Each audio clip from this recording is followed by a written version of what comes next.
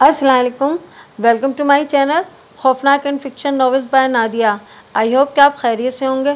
कहानी शुरू करने से पहले आपसे गुजारिश है कि मेरे चैनल को सब्सक्राइब करें और लाइक करें। आइए सुनते हैं शारिक की खौफनाक वाक़या से भरपूर कहानी की किस्त नंबर 9। मुझे भी नहीं मालूम था कि शेखुल लिबास जादूगर भी है। मैं तो इसे बहुत अरसे से जानता हूँ।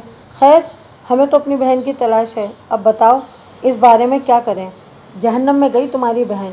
इस वल्दुल खबीस ने मेरी दोस्ती का भी ख्याल न किया। मैं इसे देख लूँगा, बिन फुरकान ने कहा और मैं खामोश हो गया।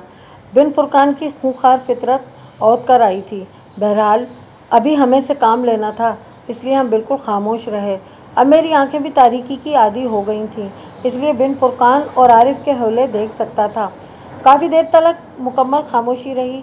फिर बिन फुरकान कुछ बुलबुलाने लगा और फिर हमसे बोला, अगर तुम आज़ाद हो गए तो फिर अपनी बहन के लिए क्या करोगे? इसे तलाश करते रहेंगे बिन फुरकान। हमारी ज़िंदगी का तो एक ही मकसद है। मुझे तुम्हारी रकम वापस करनी पड़ेगी, उसने कहा। ओह, रकम की फ़िक्र मत करो, हमें सिर्फ अपनी बहन की ज़रूरत है। हम इससे दुगनी रकम खर्च कर सकते हैं, बस हमारी बहन हमें मिल जाए, आरिफ ने कहा और बिन फुरकान किसी गहरी सोच में गुम हो गया। फिर चंद मिनट के बाद बोला, मैं इस खबीस शेख से तुम्हारी बहन के बारे में ज़रूर मालूम करूँगा। और सुनो, अगर तुम्हारे सामने अपनी बहन को तलाश करने का कोई प्रोग्राम नहीं है तो तुम ये काम मेरे ऊपर छोड़ दो। पूरी दुनिया में मेरे आदमी फैले हुए हैं, वो इसे तलाश करेंगे और जहाँ भी वो मिल जाएगी इसे ले आएंगे। अगर तुम चाहो तो इस वक्त तक मेरे साथ भी रह सकते हो जब तक तुम्हारी बहन न तुम्हें मिल जाए। हमें मंजूर है बिन फुरकान, आरिफ जल्दी से बोल पड़ा। और यह हकीकत थी कि स्कीमें बनाने में आरिफ मुझसे तेज़ था। न जाने क्या सोचकर उसने बिन फुरकान की ये बात कबूल कर ली थी। थोड़ा सा अंधेरा और फैल जाने दो, इसके बाद हम यहाँ से निकलने की कोशिश करेंगे, बिन फुरकान ने कहा। किस तरह? मेरा नाम बिन फुरकान है। शेखुल लिबास ने मुझसे दुश्मनी मोल ली है। ये दुश्मनी उसे किस कदर महंगी पड़ेगी तुम देख लोगे। वो अगर जादूगर है तो इसका जादू मेरे ऊपर नहीं चलेगा। मैंने बड़े बड़े जादूगरों को ठिकाने लगाया है, बिन फुरकान ने अकड़ कर कहा और हम दोनों खामोश हो गए। वक्त गुजरता रहा। बिन फुरकान की वजह से हम दोनों किसी खास मौजू पर गुफ्तगू भी न कर सकते थे। न जाने कितनी रात गुजर गई। तब बिन फुरकान अपनी जगह से उठकर दरवाजे की तरफ बढ़ गया। हम तारीकी में इसका साया ही देख सकते थे। कई मिनट तक दरवाजे से हल्की हल्की आवाज़ें निकलती रहीं। फिर रोशनी की एक किरण अंदर रेंग आई और इसके साथ ही हवा का झोंका भी। और कई घंटे के बाद इस तकलीफदेह घुटन से हमें निजात मिली, जिसके अब हम आदी होते जा रहे थे। बिन फुरकान ने दरवाज़ा खोल लिया था। फिर उसने सरगोशी के अंदाज में हमें आवाज़ दी और हम दोनों जल्दी से उसके करीब पहुंच गए। आओ, उसने कहा और हम तीनों बाहर निकल आए। बिन फुरकान चूँकि पहले भी इस इमारत में आ चुका था, इसलिए उसके बारे में अच्छी तरह जानता था। कई रास्तों से गुजरने के बाद हम इस जाने पहचाने हिस्से में पहुंच गए जहां बिन फुरकान के साथ आए थे।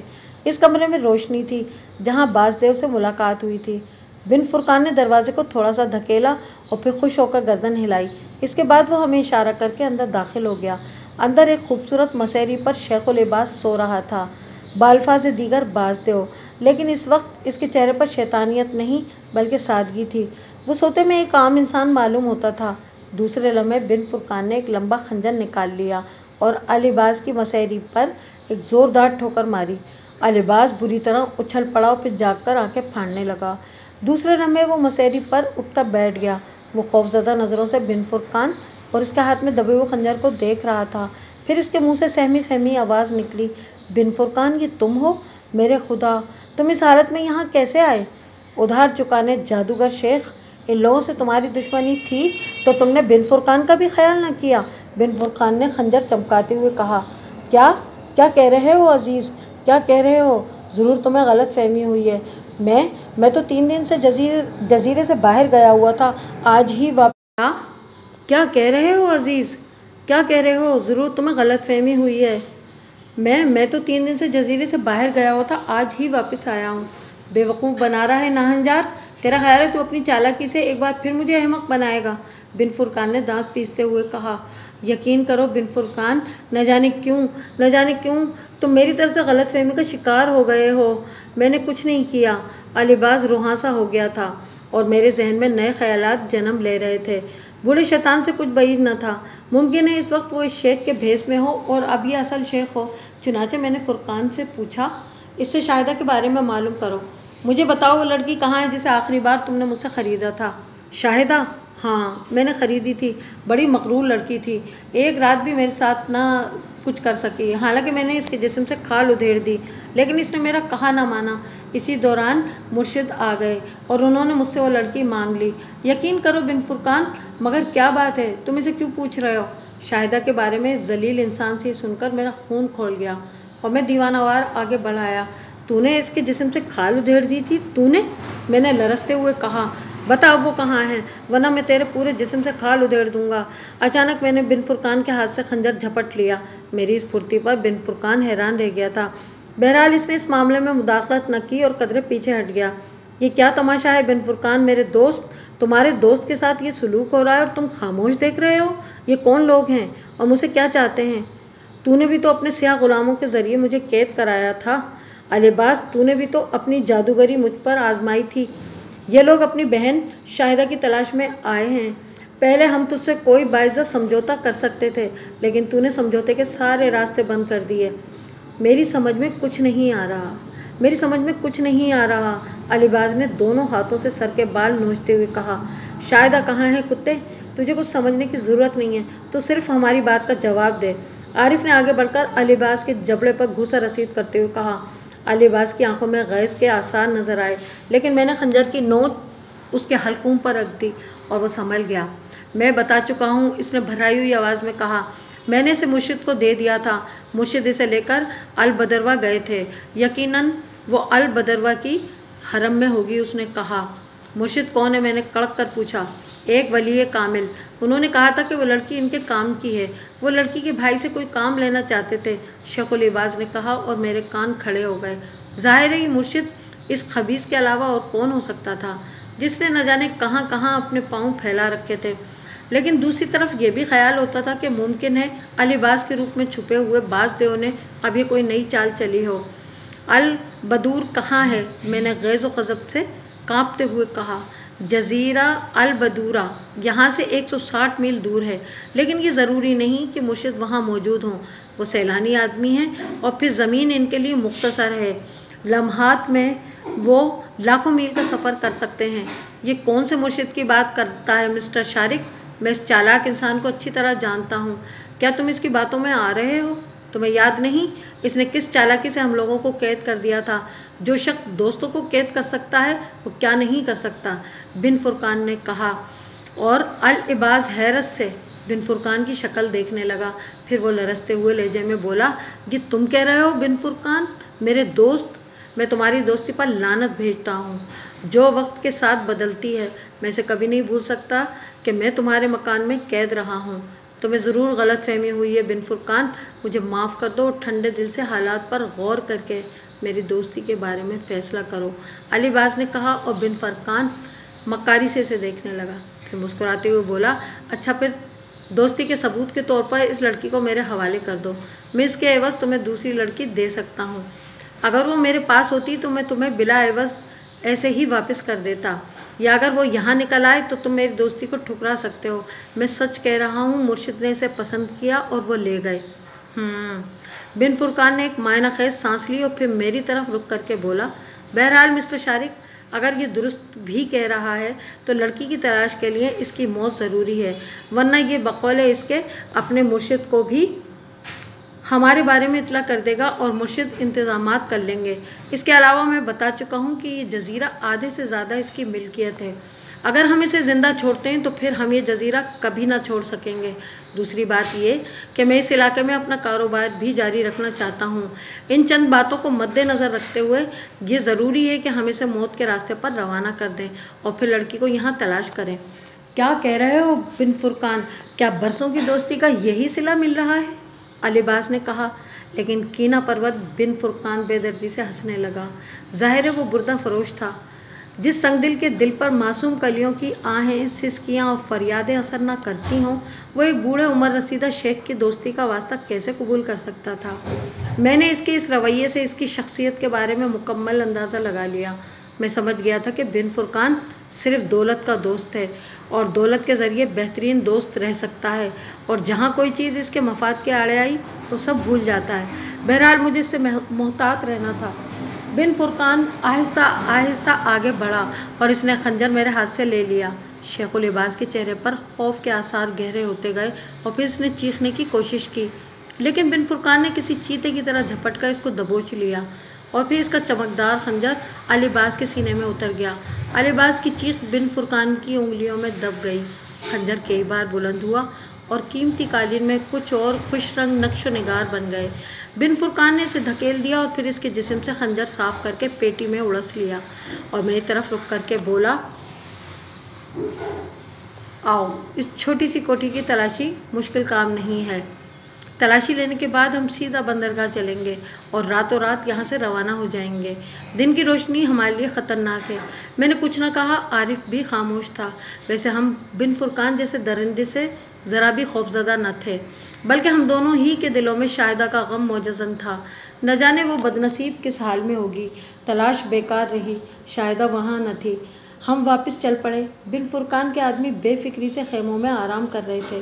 बिन फुरकान के फौरी हुक्म ने इन्हें बदहवास कर दिया और वह जल्दी जल्दी रवानगी के लिए तैयार हो गए और थोड़ी देर के बाद लॉन्च ने साहिल छोड़ दिया।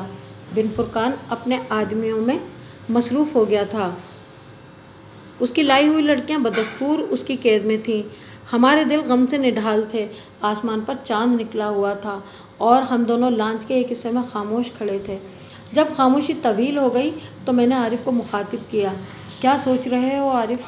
सोच रहा हूँ भाईजान कि खुदा ने हमारी खुशियाँ एक शैतान के हाथों में क्यों दे दी हैं। वो हमारी किस्मत का मालिक क्यों बन बैठा है। हमारे ख़ानदान की बर्बादी अगर खुदा की तरफ से होती तो हमें गम न होता, लेकिन कोई शैतानी कुव्वतों का आमिल हमारे ख़ानदान को इस कदर जलील कर रहा है। आखिर क्यों? आरिफ की आंखों में आंसू डबडबाने लगे। खुदा की मसलहत वही समझ सकता है आरिफ, ये इम्तहान है। दुआ करो कि हम इस इम्तहान में साबित कदम रहें। वो मनूस मुझे बड़ी बड़ी क़ुव्वतें देने का वादा करता है। मैं भी मसाइब से तंग आकर दुनिया के फ़रेब में आ सकता हूँ, लेकिन मुझे इस क़ुव्वत की ज़रूरत नहीं जो इंसान की बख्शी हुई हो। मुझे तो सिर्फ़ खुदा का इंसाफ चाहिए। शैतानी क़ुव्वतों का मुझे क्या करना है। लेकिन इस मस्जिद में क्या है भाईजान? ऐसी कौन सी बात है इसमें? और वहाँ जाकर इस शैतान की क़ुव्वत मफलूज क्यों हो जाती है? मुझे नहीं मालूम आरिफ, मुझे बिल्कुल नहीं मालूम। क्यों ना वहाँ चलकर देखा जाए? हैं? इस नए ख्याल से मैं चौंक पड़ा। यह ख्याल आज तक मेरे जहन में नहीं आया था। आरिफ की इस बात पर मैं गौर करने लगा और काफ़ी देर तक इसे कोई जवाब न दे सका। इस वक्त आरिफ ने फिर कहा, बिन फुरकान के बारे में क्या ख्याल है भाईजान? क्या मतलब? इसकी पेशकश पर आपने गौर किया? हाँ, इस पर भी गौर कर रहा हूँ। मेरा ख्याल है आरिफ वो अहमक है। ये कोई इंसानी मसला नहीं है कि बिन फुरकान के ज़रिए इसे हल किया जाए। इसके साथी शाहिदा को क्या तलाश कर सकेंगे? दूसरे वो किस किस्म का आदमी है इसे तुम जानते हो। इसके साथ रहना ख़तरनाक है। दरअसल वो हमसे ली हुई रकम के एवज़ कुछ करना चाहता है ताकि हम उससे रकम वापस ना मांगें। शाहिदा मिले ना मिले, इससे उसे कोई दिलचस्पी नहीं है।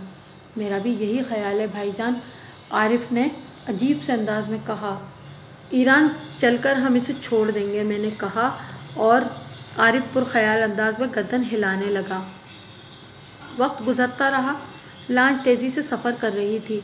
काफ़ी देर तक वहाँ खड़े रहने के बाद हम थक गए और वहाँ से हट आए और फिर एक मुनासिब जगह देखकर लेट गए और न जाने किन ख्यालात के हजूम में कब नींद आ गई। सूरज की किरणों ने हमें जगाया। लॉन्च पर भाग दौड़ हो रही थी। हम दोनों मुँह हाथ धोकर केबिन की तरफ चल दिए। बिन फुरकान वहाँ मौजूद था। आओ भाई, मैं नाश्ते पर तुम्हारा इंतज़ार कर रहा था। मजबूरन नाश्ता कर लिया। फिर इसने अपने एक आदमी को इशारा किया और वो हमारे लिए नाश्ता ले आया। खुशकिस्मती से हम बग़ैर किसी ख़तरे के साहिल पर पहुँच गए। अब चंद घंटों का सफ़र बाकी है। ईरान में हम 8 दिन क़याम करेंगे। वहीं रहकर मैं याददाश्त के सहारे तुम्हारी बहन की तस्वीर अपने आदमियों को पहुंचा दूंगा और वो इसकी तलाश शुरू कर देंगे। हाँ, कुछ रकम और खर्च हो जाएगी। मेरा ख्याल है तुम इसका बंदोबस्त कर सकते हो। हम सब बंदोबस्त कर देंगे बिन फुरकान, आरिफ ने अजीब सी मुस्कुराहट से कहा और बिन फुरकान गर्दन हिलाने लगा। ईरान के एक वीरान साहिल पर हमारी लॉन्च रुकी।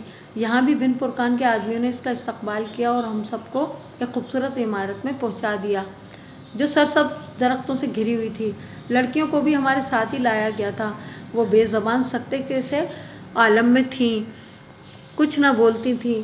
मुझे उनकी हालत देखकर बहुत दुख हो रहा था। लेकिन मैं शैतान बिन फुरकान के मुकाबले में क्या कर सकता था। लेकिन ये मेरी सोच थी। आरिफ मुझसे मुख्तलिफ अंदाज में सोच रहा था। चुनाचे दोपहर के पुरतकल्लुफ़ खाने के बाद उसने कहा, अगर हमने ताख़ीर की भाईजान तो आज रात या कल इन लड़कियों का सौदा हो जाएगा और फिर ये मासूम अपने वालिदैन से कभी ना मिल सकेंगी। हाँ, क्या मतलब है तुम्हारा? मेरा मतलब है कि बिन फुरकान की सोहबत में हमें काफ़ी वक्त गुजर चुका है, अब हमें इसे छोड़ देना चाहिए। इसके साथ ही इन लड़कियों को इसकी कैसे रिहाई भी दिलवानी ज़रूरी है। मगर कैसे? मैंने पूछा। ये कौन सी बड़ी बात है, मैं अभी बंदोबस्त कर लेता हूँ, आरिफ ने कहा और अपनी जगह से उठकर दरवाजे की तरफ बढ़ गया। ठहरो, मैं भी चलता हूँ, हम शेर की कछार में हैं, मैं तुम्हें तनहा नहीं छोड़ सकता, मैंने कहा और आरिफ के साथ चल दिया। बाहर निकलकर एक आदमी से हमने बिन फुरकान के बारे में पूछा। शेख आराम कर रहा है, उसने बताया और इसके कमरे की तरफ इशारा भी कर दिया। हम दोनों उस तरफ बढ़ गए। बिन फुरकान के कमरे का दरवाज़ा खुला हुआ था। हमने इसे धकेला और वो खुल गया। हम दोनों अंदर दाखिल हो गए। बिन फुरकान एक आरामदेह काउच पर दराज था और शायद नीम गनूदगी के आलम में था। हमें देखकर उसने आंखें खोल दी और खुश्क लहजे में बोला, किसने तुम्हें बताया नहीं कि मैं आराम कर रहा हूँ? ये मेरे आराम का वक्त है और मैं किसी की मुदाखलत ऐसे वक्त बर्दाश्त नहीं कर सकता। यूँ भी रात भर जागता रहा हूँ। एक ज़रूरी काम था बिन फुरकान, आरिफ ने दरवाज़ा बंद करते हुए कहा और बिन फुरकान बुरा सा मुँह बनाकर उठ बैठा। वो काउच पर दोनों पाँव लटकाकर बैठ गया और अजीब सी नज़रों से हमें घूरने लगा। मेरी समझ में नहीं आ रहा था कि आरिफ क्या करना चाहता है। चुनाचे मैं खामोशी से एक तरफ खड़ा हो गया। हम तुमसे इन 3 लड़कियों के बारे में गुफ्तगू करना चाहते हैं बिन फुरकान, जिन्हें तुम अफ़गानिस्तान से लाए हो। कैसी गुफ्तगू? इन्हें आज़ाद कर दो। यूँ भी तुम न जाने कितनी ज़िंदगियाँ बर्बाद कर चुके हो, न जाने कितने घरों के चिराग तुमने बुझाए हैं। मज़ीद बर्बादी की इजाज़त तुम्हें नहीं दी जा सकती, आरिफ ने कहा और मैं होशियार हो गया। आरिफ के अल्फाज में खून की महकार थी और फिर मैं जानता था कि बिन फुरकान से इस गुफ्तगू का क्या नतीजा हो सकता है, और वही हुआ। बिन फुरकान की आंखें खून की तरह सुर्ख हो गईं। क्या तुम्हारा दिमाग ख़राब हो गया है? ये क्या फजूल बकवास लगा रखी है? वो गुर्राए हुए लहजे में बोला। बकवास नहीं, हकीकत है। अब हम दुनिया को तुम्हारे मजालिम से निजात दिलाने का तहैया कर चुके हैं। तुम्हारी ज़िंदगी अब गैर मुनासिब है बिन फुरकान, आरिफ ने कहा और बिन फुरकान तेश के आलम में खड़ा हो गया। उसने अपने खंजर की तरफ हाथ बढ़ाया जो थोड़े फासले पर ही रखा हुआ था, लेकिन आरिफ की फुर्ती काबिले दाद थी। उसने लपक कर खंजर उठा लिया और बिन फुरकान ठिठक गया। उसकी आंखों में एक लम्हे के लिए हैरत नजर आई, लेकिन दूसरे लम्हे वो संभल कर आरिफ पर झपटा। लेकिन शायद वो मुझे भूल गया था, क्योंकि जूं ही वो आरिफ पर झपटा, मेरा पाँव उसके पाँव में उलझ गया और वो बुरी तरह नीचे गिरा। इसके साथ ही आरिफ इस पर पिल पड़ा। मैंने बिन फुरकान का मुंह भींच लिया और आरिफ का हाथ मशीनी अंदाज में चल पड़ा। खचाखच की बहुत सी आवाज़ों के साथ ही बिन फुरकान के सुर्ख खून की धारें उबल पड़ी।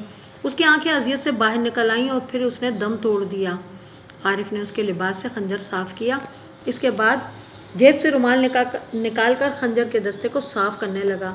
इसके बाद उसने खंजर लापरवाही से एक तरफ डाल दिया और मुझे बाहर निकलने का इशारा करके खुद भी बाहर निकल आया। बाहर कदम रखते ही मैं ठिठक गया। 2 आदमी बिन फुरकान के कमरे की तरफ आ रहे थे। मेरा दिल लरज़ गया, लेकिन आरिफ मुझसे ज़्यादा मजबूत आसाब का मालिक था। वो इत्मीनान से आगे बढ़ा और आने वालों से पूछा, कहाँ जा रहे हो? बिन फुरकान के पास। वो गहरी नींद सो गए हैं। हमसे कहा था कि बाहर किसी से कह दें कि इन्हें 3-4 घंटे सुकून से सोने दिया जाए। मैं पहले ही कह रहा था कि वो सो रहे होंगे, आने वालों में से एक ने कहा और वो दोनों वापस चल पड़े। आरिफ दूसरी समत चल पड़ा था। मैं भी उसके साथ था। हम दोनों ने एक तवील रास्ता इख्तियार किया और आखिरकार दूसरों की नज़रों से बचते हुए बाहर निकल आए। बाहर आकर हमारी रफ्तार बहुत तेज़ हो गई। इस शहर में हम अजनबी थे, लेकिन हमें किसी किस्म की झिझक नहीं हो रही थी, क्योंकि यहाँ का माहौल हमारे लिए अजनबी नहीं था। हम आगे बढ़ते रहे। आरिफ सड़कों पर दूर दूर तक नज़रें दौड़ा रहा था और फिर वो तेज़ कदमों से एक तरफ बढ़ गया। मैं कुछ न समझ पाया था कि अब वो क्या करना चाहता है, लेकिन इसे एक पब्लिक टेलीफोन बूथ की तरफ बढ़ते देखकर मैंने एक गहरी सांस ली। हम दोनों बूथ में दाखिल हो गए और आरिफ ने फ़ोन के ऊपरी हिस्से पर दर्ज शुदा नंबरों का चार्ट देखा। इसमें police, head office, fire station और अस्पताल के नंबर थे। आरिफ ने रिसीवर उतारकर पुलिस हेड ऑफिस के नंबर डायल किए और ऑपरेटर के बोलने पर उसने किसी भी बड़े ऑफिसर से बात करने की ख्वाहिश जाहिर की। इसने कहा कि चंद खतरनाक लोगों के बारे में इत्तला देना चाहता हूँ। थोड़ी देर के बाद एक एसपी से बात हुई और आरिफ ने कहा, आपके रिकॉर्ड में बिन फुरकान नामी एक गुर्दा फरोश की तफसील ज़रूर होगी। मुझे बताइए कि क्या आप इससे वाकिफ़ हैं? हाँ, क्योंकि खलीज की रियासतों को शिद्दत से उसकी तलाश है। क्या आप इसके बारे में कोई इत्तला देना चाहते हैं? जी हाँ, वो पिन बर्ज की इमारत नंबर 18 में मौजूद है। इसके साथ 3 अगवाशुदा लड़कियां भी हैं जिन्हें उसने अफगानिस्तान से अगवा किया था। ओह, क्या ये इत्तला दुरुस्त है? 100%। बराह करम जल्दी करें। इत्मीनान रखें, मैं अभी छापा मारता हूँ। क्या आप अपने बारे में बताना पसंद करेंगे? बस एक मुहब्बे इंसानियत हूँ, खुदा हाफिज, आरिफ ने कहा और फ़ोन बंद कर दिया। मैं आरिफ की जहानत की दिल ही दिल में दाद दे रहा था। उसने किस खूबसूरती से दोनों काम कर डाले थे। फिर हम टेलीफोन बूथ से निकल आए और आरिफ थोड़ी खुजाते हुए कुछ सोचने लगा। फौरी तौर पर हमें किसी होटल में क़याम करना होगा, इसके बाद हम कोई और फैसला करेंगे, उसने कहा और फिर जेबें टटोलने लगा। रकम का बंदोबस्त भी ज़रूरी है। और उसकी नज़रें चारों तरफ भटकने लगीं। उसे किसी शिकार की तलाश थी। मैं अभी हाजिर हुआ भाईजान, उसने कहा और मुझे फुटपाथ पर छोड़कर एक तरफ चल दिया। मेरी नज़रें उसका ताक़ुब कर रही थीं। दूर फुटपाथ के नज़दीक एक सफ़ेद रंग की लंबी सी कार से एक शख्स उतर रहा था। आरिफ शायद इसी को शिकार बनाना चाहता था। चंद मिनट के बाद आरिफ इसके नज़दीक पहुंच गया। कार से उतरने वाली शख्सियत काफ़ी बारोक थी। सफ़ेद बुर्राक शेरवानी, चूड़ीदार पजामा, सफ़ेदी टोपी और सफ़ेद दाढ़ी, सुनहरी रंग के फ्रेम की ऐनक, कद तकरीबन 6 फीट, कमर बिल्कुल सीधी, गर्ज इंतहाई शानदार शख्सियत थी। आरिफ इसके नज़दीक पहुंच गया। न जाने क्यों मेरा दिल हौल रहा था। इससे कभी ऐसी कैफियत नहीं हुई थी। मेरे कदम भी इसी तरफ उठ गए। अभी मैं सड़क को क्रॉस भी न कर पाया था कि अचानक शोर मचा और मैं सहम गया। मैंने सामने देखा और मेरा कलेजा मुंह को आ गया। सफ़ेद शेरवानी वाले ने आरिफ का हाथ पकड़ लिया था और चंद लोग इनके गिर्द जमा हो गए थे। शायद किसी ने आरिफ को सफ़ेद शेरवानी वाले की जेब में हाथ डालते हुए देख लिया था। मैंने तारीख होते हुए जहन को संभाला और फौरी तौर पर आरिफ को बचाने की तरकीब सोचने लगा। मैं आरिफ को ज़रा भी तकलीफ़ नहीं होने देना चाहता था, ख्वाह इसके लिए मुझे कत्ले-आम क्यों ना करना पड़ता। चंद लोग आरिफ की तरफ बढ़े, लेकिन सफ़ेद शेरवानी वाले ने हाथ उठाकर उन्हें रोक दिया। इतनी देर में मैं भी आरिफ के नज़दीक पहुंच गया। क्या बात है? मैंने अजनबी कैसे अंदाज में पूछा और सफ़ेद शेरवानी वाले ने चौंक कर मुझे देखा। फिर इसके मोटे होंठों पर मुस्कुराहट फैल गई। कुछ नहीं मियाँ, ये लोग अहमक हैं। ये साहबजादे गालिबन मेरी जेब में अपनी ऐनक तलाश कर रहे थे। दूसरे लोग समझे कि ये जेब कुतरे हैं। जाओ मियाँ जाओ, अपना काम करो, खामखा जमा हो रहे हो, इन बुजुर्ग ने हाथ हिलाते हुए कहा और लोग मुंतशिर हो गए। मैं महवे हैरत था। साफ जाहिर था कि आरिफ ने इनकी जेब से पर्स उड़ाने की कोशिश की थी और रंगे हाथों पकड़ा गया था। अगर वो साहब ज़रा सा भी इशारा कर देते तो आरिफ खासी मुसीबत में गिरफ्तार हो सकता था। कहीं इसने ज़र्फ से काम लेते हुए आरिफ को साफ बचा लिया था। आओ मियाँ, आप भी आइए शारिक साहब, उन्होंने आरिफ और मुझसे कहा और मेरे जिस्म में सनसनी दौड़ गई। उन्होंने मुझे शारिक के नाम से मुखातिब किया था, जबकि मैंने ज़िंदगी में पहली बार इनकी शक्ल देखी थी। अरे भाई आओ, क्या लड़कियों की तरह नखरे कर रहे हो, उन्होंने आरिफ को कार में ठूसते हुए कहा और मेरे लिए अपने बराबर का दरवाज़ा खोल दिया। आरिफ अंदर बैठ गया था। बादल नखास्ता मैं भी स्टीयरिंग के बराबर वाली सीट पर बैठ गया और उन्होंने कार स्टार्ट करके आगे बढ़ा दी।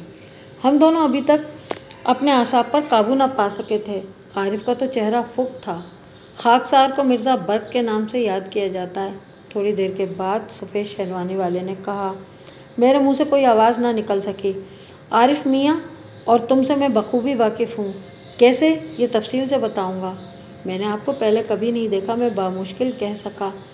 यकीनन कहाँ देख सके होगे, लेकिन हम कदम कदम पर तुम्हारी साबित कदमी देख रहे थे, मिर्ज़ा बर्क ने कहा। बिलाशुबा मैंने पूरी ज़िंदगी में इतनी मुतासिर कुन शख्सियत का इंसान कभी नहीं देखा था। मैं कुछ ना बोल सका। दफ़तन उन्होंने चौंक कर अकबनुमा आईने में देखा और फिर बोले, नहीं आरिफ मियाँ, मैं इस जलील बाज़देव पर लानत भेजता हूँ। अल्हम्दुलिल्लाह मैं मुसलमान हूँ और वो काफिर। गलत फहमी में पड़कर गलत इक़दामात से परहेज़ करो। मैंने चौंक कर आरिफ की तरफ देखा। आरिफ का चेहरा सुर्ख हो रहा था और वो अपनी जगह साकित बैठा था। मिर्ज़ा बर्क ने एक कहका लगाया और बोले, साहबजादे मेरी गर्दन नापने पर गौर कर रहे थे, इस तसव्वुर के साथ कि मैं बाजदेव तो नहीं हूँ। आप कौन हैं? मैं लरजती हुई आवाज़ में बोला, खुदा का एक गुनाहगार बंदा, अब इदरीस। मुझे हुक्म मिला है कि तुम दोनों की मदद करूं। चुनाचे मैं हाजिर हो गया। अब यह भी दिलचस्प बात है कि आरिफ मियाँ को मेरी ही जेब पसंद आई थी।